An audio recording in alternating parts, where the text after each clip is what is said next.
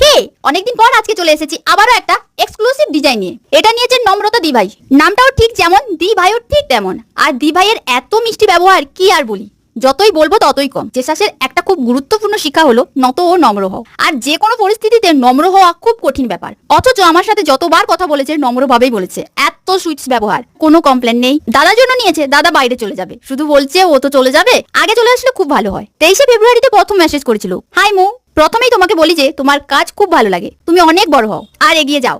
আমি একটা পাঞ্জাবি অর্ডার করতে চাই, যেটা ডেলিভারি 25শে মেতে চাই, প্লিজ সম্ভব হলে জানিও। খুব ইচ্ছে তোমাকে দিয়ে বানানোর। সত্যি তোমাদের কাছে এত এত ভালোবাসা পাবো কোনোদিনও ভাবিনি। দিভাই শুধু পাঞ্জাবির কালার ও প্যাটার্নটা সিলেক্ট করে দিয়েছিল আর ডিজাইনটা আমার মতোই করতে বলেছিল। ঠিক এখানে নিচের বোতামটাও ভিন্নভাবে দিয়েছি।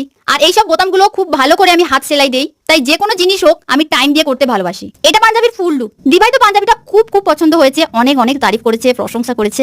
তোমাদের কেমন লেগেছে জানিও। দেখা হচ্ছে কালকে।